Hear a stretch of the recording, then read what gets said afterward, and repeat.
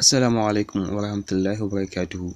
Masu bibiyan mu a tashar mai albarka, sanin da sake saduwa da ku a cikin shirye-shiryen mu da muke gabatar muku a wannan tasha ta mai tarin albarka. Insha Allah a yau zan nuna muku wani application ne wanda na san insha Allah zai matukar amfanar da ku sosai. Shi wannan application shi ake kira da write by voice. Ma'ana shi wannan application din zai juya muryarka ta koma text. Ma'ana duk maganganun da ka yi so za ka iya juyar da ita ta koma zuwa text ta hanyar amfani da shi wannan application. So ku biyo mu kai tsaye domin shiga cikin shirin. Amma kafin mu kai ga shiga cikin shirin, da Allah idan wannan shine zuwan ku na farko a tashar mu, ku yi kokari ku danna mana subscribe, sannan ku danna mana alamar ƙararrawa, sannan ku zabi all domin sanar da ku sabbin shirye-shiryen mu da zarar mun dora su. Mun gode. So da farko shi wannan application shi ake kira da write by voice. Okay, so idan kuna buƙatar shi sai ku je ku sauke shi a cikin Play Store. Idan kuma ba ku san yadda za ku je a Play Store ba, so kar ku damu.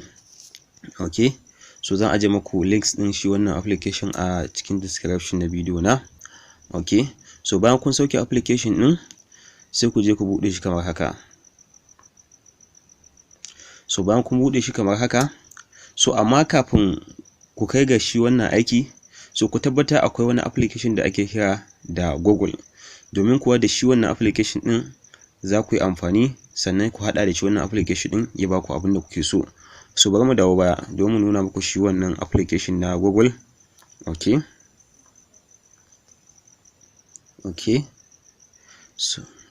So kun gan shi nan ga yana.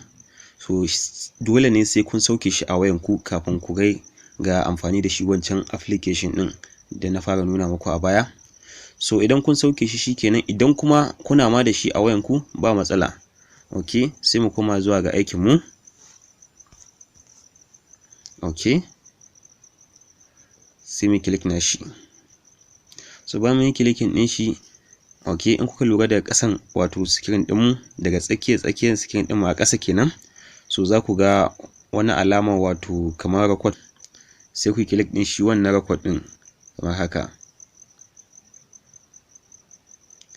Okay, so bayan kun yi clicking din shi za ta nuna muku fuska kamar haka, ma'ana ku ce wani abu, try saying something kenan. Okay,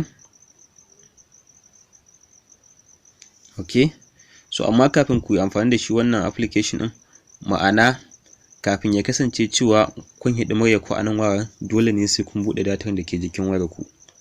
So bayan kun bude datan, so sai ku je ku yi clicking din shi wannan wato icon din da kuke gani wanda yake da alamar record haka. Okay, kamar haka. Bari mu ce assalamu alaikum. Assalamu alaikum.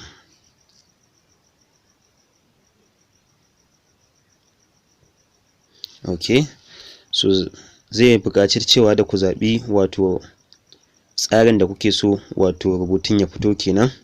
So kun kai lura za ku ga yana rubutun yanzu a haɗe yake gaba ɗaya, assalamu alaikum, sai daga ƙasa aka rubuta assalamu alaikum.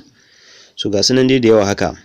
So sai ku zaɓi wanda kuke ganin ya dace da wato rubutun da kuke yi, sannan sai ku clicking ɗin OK.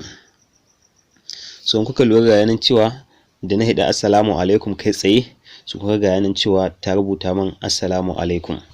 So ta haka za ku bi domin ku yi amfani da wannan application domin ku rika sauya muryar ku ta koma text. So da fatan wannan shirin namu ya burge ku, sa'annan kuma ya karatar da ku matuƙa. Saboda ƙarshen shirin namu kenan na wannan lokacin, sai kuma idan Allah ya sake sada mu da ku a wani lokacin. Mun gode.